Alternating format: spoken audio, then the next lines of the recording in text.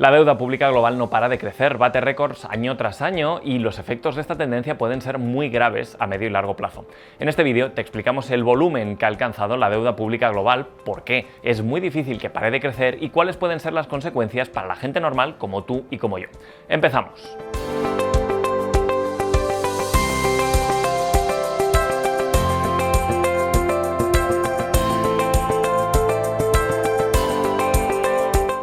En octubre de 2024, el Fondo Monetario Internacional anunció que la deuda pública global superaría los 100 billones con B antes de final de año.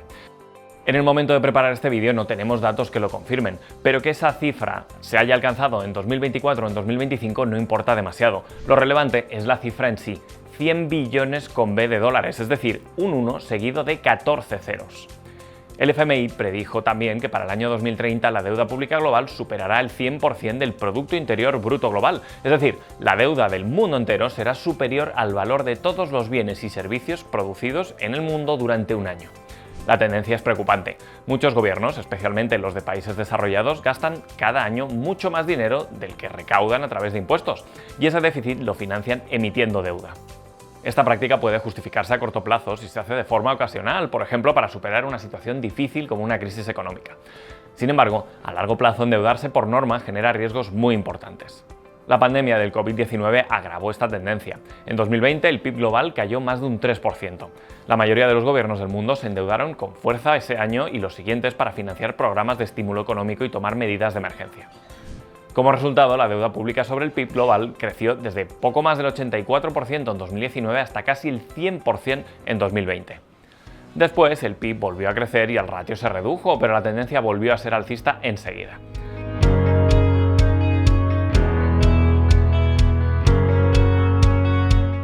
Una de las principales consecuencias del endeudamiento de los gobiernos es la inflación.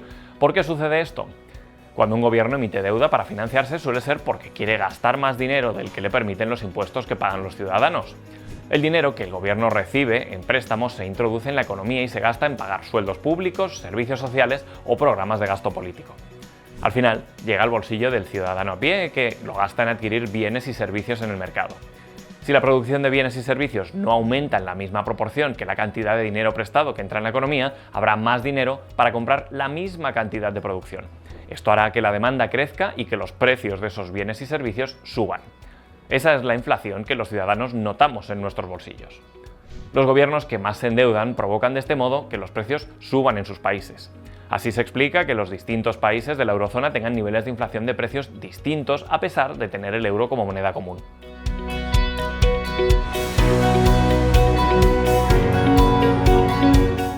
Hay otro factor clave en esta historia. La inflación beneficia a quien se endeuda.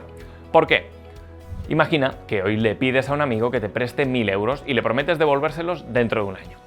Si durante ese año hay una inflación del 5%, cuando le devuelvas los 1.000 euros a tu amigo, el poder adquisitivo de ese dinero habrá caído un 5%. Es decir, en términos reales, es como si le devolvieras solo 950 euros.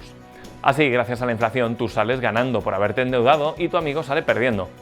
Esto plantea un incentivo muy perverso a los gobernantes, que por lo general están encantados de endeudarse para gastar más de lo que ingresan por impuestos. Si el gobierno usa parte del dinero recibido para pagar sus deudas, que además se reducen en términos reales por efectos de la inflación, tenemos un círculo vicioso perfecto y los gobernantes preferirán endeudarse cada vez más.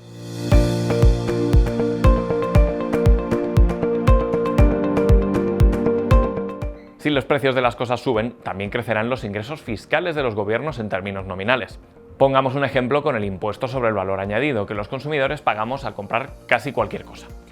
Si un kilo de manzanas cuesta 2 euros y su IVA es del 4%, por cada kilo de manzanas que compremos, el Estado recauda 8 céntimos de euro.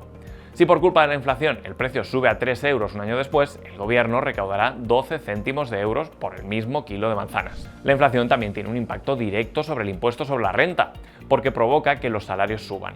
Si sube el nivel de precios por la inflación, los empleadores ajustarán al alza los salarios de los trabajadores para compensar el aumento de su coste de vida. Si los salarios suben, sube también lo que se recauda por el impuesto sobre la renta. En la mayoría de países este impuesto funciona por tramos y se paga un porcentaje más alto cuanto mayor sea el salario. Imaginemos que en España el impuesto sobre la renta tiene solo 2 tramos. Entre 0 y 40.000 euros, un 25% de impuestos. A partir de 40.000 euros, un 50% de impuestos.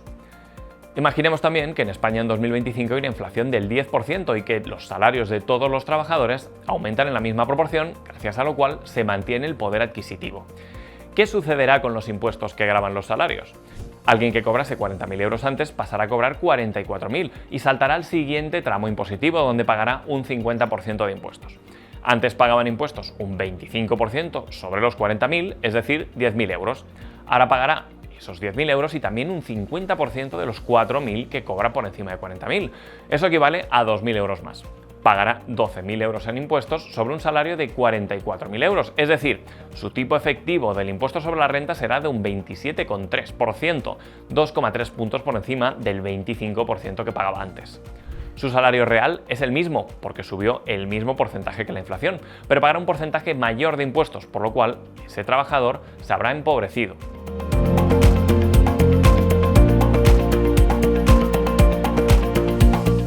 La inflación tiene beneficios para los gobernantes, pero para los ciudadanos sus efectos son muy negativos. En un entorno de alta inflación, el ahorro efectivo pierde valor rápidamente. Si tenemos ahorrados 10.000 euros y la inflación es del 10%, en un año el valor real de esos 10.000 euros habrá caído a 9.000. Esto afecta principalmente a los ciudadanos con menores conocimientos financieros, ya que no suelen invertir su dinero y prefieren mantenerlo en cuentas bancarias, donde pierde valor año tras año. Los precios de los bienes y servicios suelen aumentar por culpa de la inflación antes y con más intensidad que los salarios. Esto hace que los consumidores perdamos poder adquisitivo y podamos comprar menos cosas que antes con nuestros ingresos. La inflación nos empobrece. Cuando la inflación es muy alta y acelerada, los problemas se agravan. Una inflación del 10% mensual, como la que sufrió Argentina en 2023, obliga a ciudadanos y empresas a gastar el dinero que ingresan lo antes posible, porque los precios suben con fuerza mes tras mes. En esta situación ahorrar no tiene sentido y es casi imposible para los ciudadanos y las empresas planificar sus finanzas a medio plazo.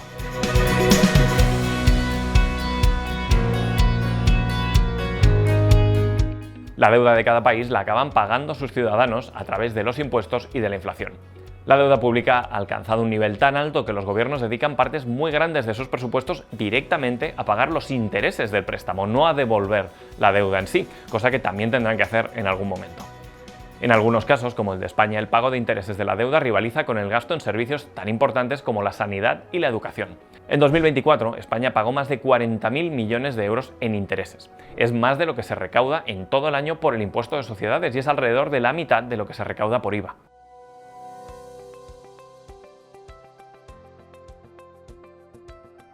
Estos enormes niveles de endeudamiento pueden tener consecuencias aún más graves. Por ejemplo, pueden poner en riesgo la estabilidad financiera de un país. Tras la crisis financiera de 2008, Grecia quebró y las consecuencias fueron gravísimas para los griegos.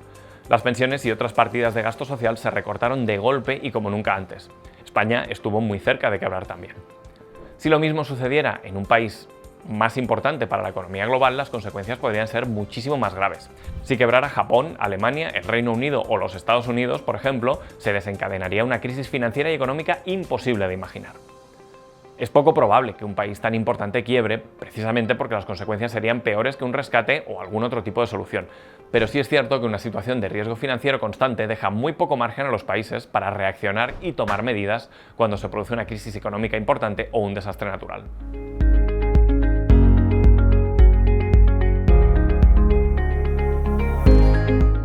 ¿Qué podemos hacer las personas como tú y como yo ante este preocupante panorama? Lo ideal sería elegir a gobernantes que prioricen la responsabilidad fiscal y presupuestaria y que tengan como objetivos principales eliminar el déficit y reducir la deuda.